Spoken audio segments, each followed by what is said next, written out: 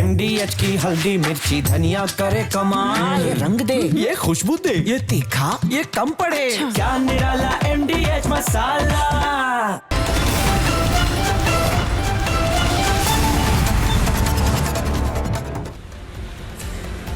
नमस्कार, स्वागत है आप सभी का। मैं हूं आपके साथ अनाया शर्मा। बज रहे हैं 8 और वक्त हो चला है पूछता है भारत का ग्राउंड जीरो से। आज पूछता है भारत ग्राउंड जीरो में 4 बड़ी खबर आपको बताएंगे, ग्राउंड जीरो से अपडेट आपको देंगे और मेरे सहयोगी भी मेरे साथ जुड़ गए हैं। भोपाल से मेरे साथ सत्य विजय जुड़ गए हैं जो कि भोपाल से आपको अपडेट देंगे और लखनऊ से मेरे साथ आदर्श जुड़ गए हैं जो कि लखनऊ से आपको ग्राउंड जीरो से खबर की अपडेट देंगे। सबसे पहले बात करेंगे सबसे बड़ी खबर की जो कि दिल्ली से सामने आई है। दिल्ली में दरअसल ऐसी घटनाएं घटित हुई हैं जिससे कि पूरा देश सहमा हुआ है। दिल्ली में शुरुआती ही महीने में जनवरी में 800 से ज्यादा लोग लापता हो गए हैं। इसमें ज्यादातर बच्चे हैं और महिलाएं हैं। अब ये कहां लापता हुए हैं इसकी जानकारी किसी को नहीं है। हालांकि पुलिस का भी इस पर क्या कुछ कहना है आपको बताएंगे। ये बच्चे जो लापता हो रहे हैं ये पहली बार नहीं हुआ है। 2025 से लेकर अभी आंकड़ों की बात करें तो 25,000 से ज्यादा लोग लापता दिल्ली में हुए हैं। ये आखिरकार कैसे लापता हो रहे हैं? क्या किसी गिरोह का ये कोई साजिश है या फिर किसी ह्यूमन ट्रैफिकिंग के किडनैपिंग का ये शिकार बन रहे हैं? आखिरकार क्या इसके पीछे की वजह है? ये तमाम जानकारी जानने के लिए और पुलिस का इस पर क्या कहना है, देखिए हमारे स्पेशल रिपोर्ट को।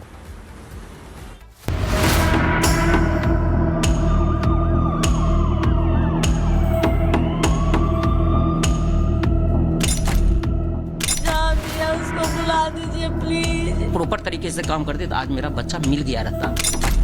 देश की राजधानी दिल्ली में इस वक्त हड़कंप मचा है। हर गली, हर मोहल्ले और हर घर में सिर्फ एक ही चर्चा है, बड़े हों या बच्चे या फिर महिलाएं, आखिर कहां गायब हो रहे हैं? मैं गरीब का बच्चा था तो हम लोग पुलिस का पाँव पकड़ते रोते क्या हाल हो गया हम लोगों को, लेकिन पुलिस एक बार भी नहीं सुने कुछ भी।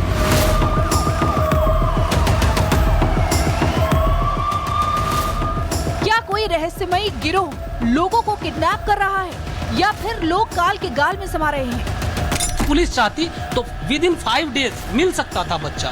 राजधानी में तलाश सवालों की जवाब की भी है और लापता हुए लोगों की भी। आज मंत्री का लड़का रहता तो ये हाल होता। दिल्ली में 1-2 नहीं बल्कि जनवरी के शुरुआती 15 दिनों में 807 लोग लापता हो चुके हैं। इनमें से 509 महिलाएं, 298 पुरुष और 191 नाबालिग बच्चे शामिल हैं। दिल्ली में लापता व्यक्तियों, विशेषकर बच्चों के संबंध में किसी भी प्रकार की घबराहट या भय का कोई कारण नहीं है। पूर्व की तुलना में दिल्ली में लापता व्यक्तियों की रिपोर्टिंग में कोई वृद्धि नहीं हुई है, बल्कि जनवरी 2026 के माह में पिछले वर्षों की समान अवधि की तुलना में लापता व्यक्तियों की रिपोर्टिंग के मामलों में कमी दर्ज की गई है। दिल्ली पुलिस की डायरी में गुमशुदगी के मामले बढ़ते जा रहे हैं, लेकिन दिल्ली पुलिस ना तो लापता लोगों को ढूंढ पा रही है और न ही रहस्यमयी गिरोह को।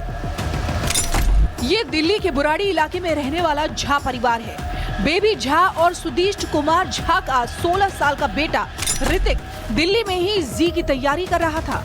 मां ने एक दिन किसी बात पर डांट दिया तो ऋतिक 17 दिसंबर 2025 को घर से चला गया। 17 दिसंबर से लापता है। शाम में आया, मैंने थोड़ा सा डांटा, बस उसी के बाद सो नहीं मिल रहा है। 2 महीने होने वाले हैं। वो जहाँ भी है उसको बुला दीजिए प्लीज। पुलिस के रिकॉर्ड में ऋतिक की गुमशुदगी दर्ज है, लेकिन पुलिस आज तक पता नहीं लगा पाई कि ऋतिक को रहस्यमयी गिरोह ने अपने शिकंजे में ले लिया या फिर उसके साथ कोई अनहोनी हो गई। जो लास्ट लोकेशन हमको वहाँ मजलिस पार्क मिला, जो हम लोग खुद, हम और हमारे भाई दोनों आदमी गए थे 25 दिसंबर को। तो आपने बताया दिल्ली पुलिस को बताया सर यहाँ से बच्चा यहाँ से ये मेट्रो पकड़ा है, अब एग्जिट पॉइंट हमको नहीं मिला, आप एग्जिट पॉइंट निकालिए। ठीक है, उसमें बस 2-3 दिन ठीक है मैं देखता हूँ। फिर वो आए मेट्रो यहाँ पे आए, मजलिस पार्क आए। मजलिस पार्क में वो उन्होंने बताया जो कि अब तो मेरे पास डिलीट हो चुका है। अकेले साल 2025 में ही दिल्ली में 24,508 लोग लापता दर्ज किए गए थे, जिसमें लगभग 14,870 महिलाएं शामिल थी। 2025 में 5,915 बच्चे भी लापता हुए थे, जिसमें से 1,491 बच्चों का सुराग आज तक नहीं लग पाया। दिल्ली की कानून व्यवस्था पर लगातार सवाल उठ रहे हैं, इसलिए 15 दिन में 807 लोगों के गायब होने की गूंज आज राज्यसभा में भी सुनाई दी। दिल्ली मेट्रो राज्य की राजधानी है, लेकिन अगर आप देखेंगे तो ये मिसिंग चाइल्ड्स में, उठाईगिरी में, बच्चों की गुमशुदगी में भी कैपिटल बन गया है।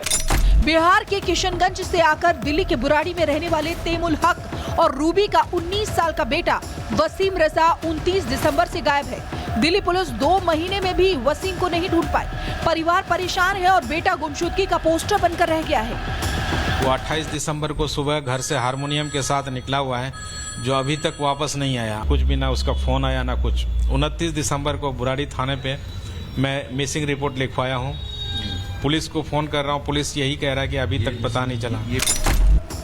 पूछता है भारत ग्राउंड जीरो से, लापता बच्चे और महिलाएं कहाँ हैं? क्या रहस्यमयी गिरोह लोगों को शिकार बना रहा है? क्या दिल्ली में मानव तस्करी गैंग लोगों को किडनैप कर रहा है? क्या नाबालिग बच्चों को किडनैप कर दूसरे राज्यों में बेचा जा रहा है? और सबसे बड़ा सवाल तो ये है कि क्या दिल्ली की कानून व्यवस्था पूरी तरह ध्वस्त हो चुकी है? दिल्ली के लापतागंज बनने से फैली दहशत धीरे धीरे एनसीआर के दूसरे इलाकों में भी पैर पसार रही है। हर घर में अब सिर्फ एक ही सवाल पूछा जा रहा है, क्या दिल्ली में रहस्यमयी गिरोह काम कर रहा है? Bureau report, Republic Bharat.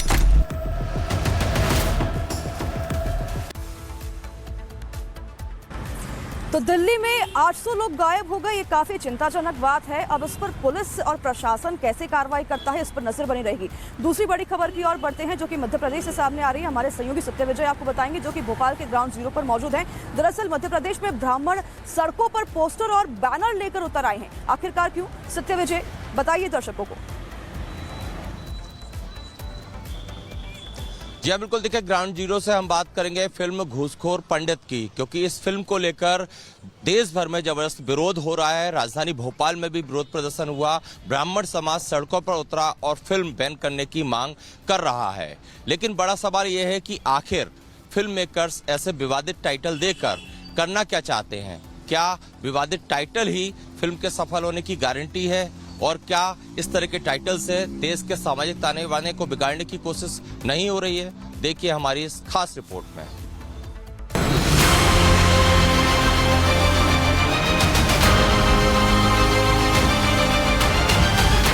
वो दौर चला गया जब फिल्में समाज का आईना होती थी। फिल्म हो या वेब सीरीज अब सिर्फ विवाद का अखाड़ा बन गई है। कभी नाम को लेकर विवाद होता है तो कभी किरदार को लेकर। दिल्ली पुलिस के भ्रष्ट पुलिस अधिकारी के ऊपर बनी फिल्म घूसखोर पंडित का ट्रेलर रिलीज हुआ तो हंगामा खड़ा हो गया।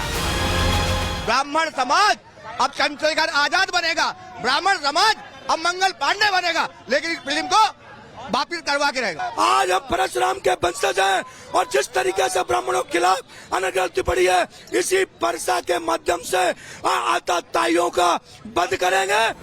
सवाल फिल्म की कहानी पर नहीं, बल्कि टाइटल पंडित यानी पंडित को घूसखोर कहने पर उठ रही है।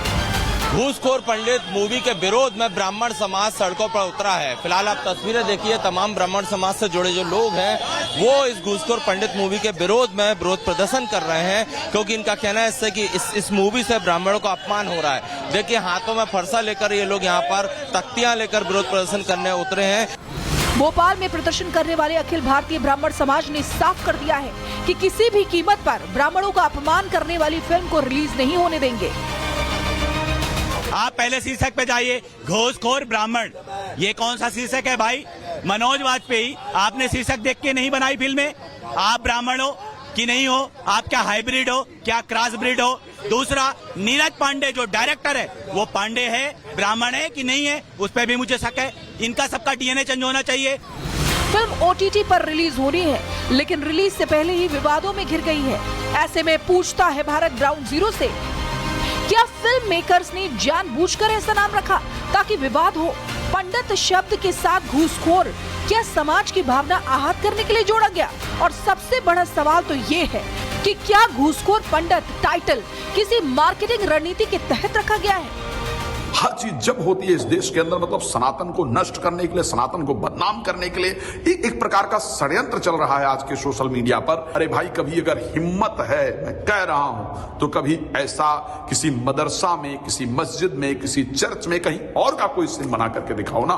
बिल्कुल इस फिल्म पर रोक लगनी चाहिए और जो सनातन धर्म को बांटने की कोशिश करता है उसके ऊपर कार्रवाई होने की जरूरत है। पहले फिल्में सिर्फ बड़े पर्दे पर रिलीज होती थी। शुक्रवार का दिन फिल्म की रिलीज के लिए तय होता था। कंपटीशन भी कम था, लेकिन जब से OTT आया है, फिल्मी दुनिया में प्रतिस्पर्धा बढ़ गई है। फिल्में आती हैं और चली जाती हैं। कई फिल्में तो अपनी मेकिंग का खर्चा तक नहीं निकाल पाती। इसलिए सवाल ये है कि क्या फिल्म को विवाद में फंसाकर लोगों का ध्यान आकर्षित करने और ज्यादा से ज्यादा मुनाफा कमाने के लिए पब्लिसिटी स्टंट किया जाता है? ये तय मानिए कि उन लोगों को ये अंदाजा नहीं है कि अपनी पब्लिसिटी के लिए जो उन्होंने किया, भले ही उनके इरादे गलत ना हो, लेकिन ये आगे कैसे असर छोड़ेगा। आपको मालूम है कि जैसे ही चैनल में कोई घूसखोर अधिकारी ब्राह्मण पकड़ा जाएगा तो यही बॉल बनेगी, घूसखोर पंडित। क्योंकि जितनी भी पहले फिल्में आई, गली गली चोर है, घूसखोर पंडित बेशक भ्रष्टाचार और सिस्टम की कमियों पर कटाक्ष करती हो, लेकिन सवाल ये है कि क्या ये कटाक्ष बिना जाति और धार्मिक वैमनस्य से पैदा किए नहीं किया जा सकता था? फिलहाल फिल्म के निर्माताओं पर कई जगह FIR दर्ज कर ली गई है। Bureau report, Republic Bharat.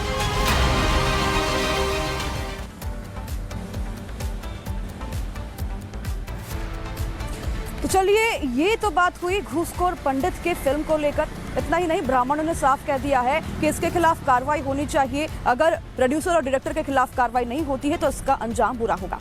तीसरी बड़ी खबर की ओर बढ़ते हैं लखनऊ से, जहां हमारे सहयोगी आदर्श हमारे साथ मौजूद हैं। आदर्श, आपको बताएंगे कि कैसे एक तरफ घूसखोर पंडित की चर्चा तेज है तो वहीं दूसरी तरफ ऐसी कौन सी वो फिल्म है जिसने मौलानाओं की भी परेशानी बढ़ा दी है। आदर्श, विस्तार से बताइए इस खबर को दर्शकों को। बिल्कुल अनाया, एक और जहां फिल्म घूसखोर पंडित से ब्राह्मण नाराज है तो वहीं फिल्म गोदान से मौलाना परेशान हो रहे हैं। सीएम योगी ने हाल ही में गोदान फिल्म का पोस्टर रिलीज किया था और पोस्टर रिलीज होने के बाद ही देश के एक मौलाना ने इस फिल्म के खिलाफ मोर्चा खोल दिया है। आखिर मौलाना कारी इसहाक को इस फिल्म से क्या दिक्कत है? जब फिल्म देखी ही नहीं तो आखिर फिल्म के खिलाफ धार्मिक उन्माद फैलाने की कोशिश क्यों कर रहे हैं मौलाना? इसी से जुड़ी हमारी एक रिपोर्ट देखिए।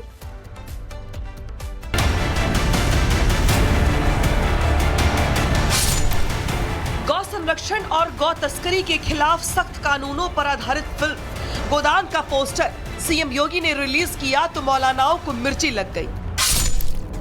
40 करोड़ रुपए के बजट से बनी फिल्म गोदान 6 फरवरी को रिलीज होगी। फिल्म के निर्माता इसे सामाजिक और सांस्कृतिक संदेश देने वाली फिल्म के रूप में प्रमोट कर रही हैं। सीएम योगी ने 31 जनवरी को फिल्म का पोस्टर भी लॉन्च किया था, लेकिन देवबंदी उलेमा मौलाना कारी इसहाक गोरा फिल्म की खिलाफत कर रही हैं। साथ ही लोगों से फिल्म का बाइकॉट करने की अपील भी की है। वो धर्म के नाम पर मूवी बनाते हैं, नफरत फैलाने वाला काम करते हैं।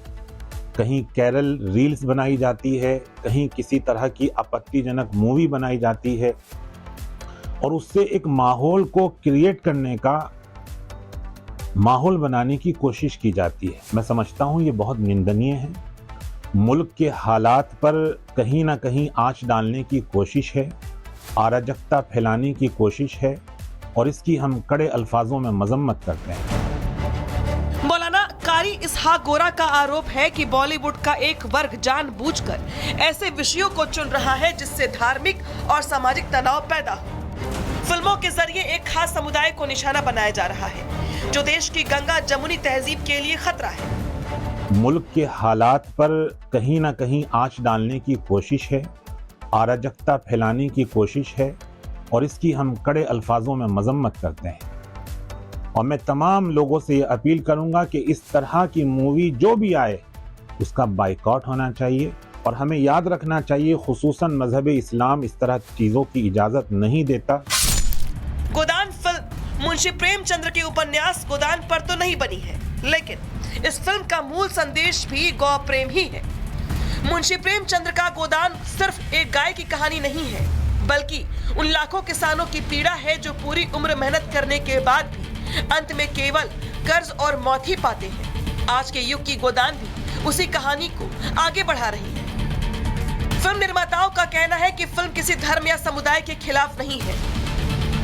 फिल्म का मकसद भारतीय संस्कृति, गौवंश के वैज्ञानिक महत्व और शाकाहार को बढ़ावा देना है। तो फिर सवाल यह है कि बिना फिल्म देखे ही मौलाना आखिर विरोध क्यों कर रही हैं? Bureau report, Republic Bharat.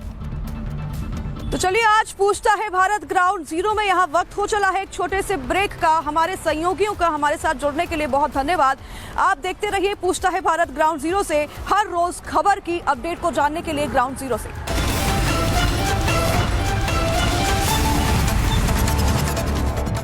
अब आया असली स्वाद। अब आया स्वाद। जब स्वाद के पड़े हो लाले तो MDH का चंकी चाट मसाला डालें। MDH का चंकी चाट मसाला। MDH